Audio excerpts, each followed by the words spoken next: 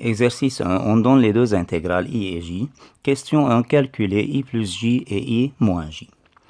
Pour i plus j, c'est une somme de deux intégrales de même borne. Donc, l'intégrale de f plus l'intégrale de g sera égale à l'intégrale de f plus g. Alors, en appliquant, on obtient i plus j égale intégrale entre 0 et pi sixième de cosinus cube x plus cosinus x fois sinus carré x dx. Or, il paraît bien qu'il y a un cosinus x en commun. Donc, prenons un facteur commun cosinus x.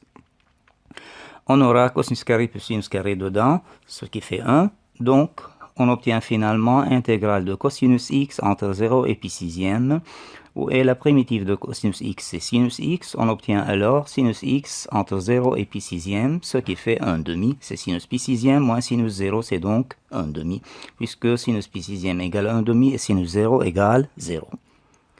D'autre part, pour i moins j, la même chose, i et j sont de même borne, donc une intégrale de f moins intégrale de g, ça fait intégrale de f moins g. Donc, on obtient intégrale entre 0 et pi sixième de cosinus x facteur cosinus carré moins sinus carré.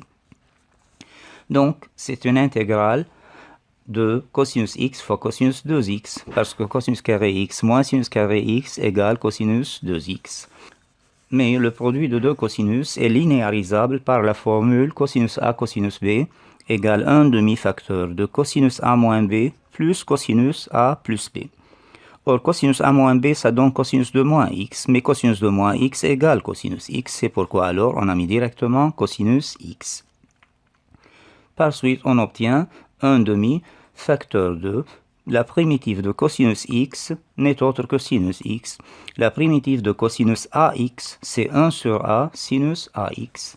Donc, on obtient finalement 1 demi-facteur de sinus x plus 1 tiers sinus 3x et le tout à prendre entre 0 et pi sixième.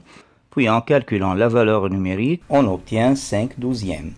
Question 2. Calculer alors i et j. Ayant i plus j égale 1 demi et i moins j égale 5 douzièmes, en ajoutant membre à membre, on obtient i égale 11 sur 24. Puis en retranchant membre à membre, on obtient j égale 1 sur 24.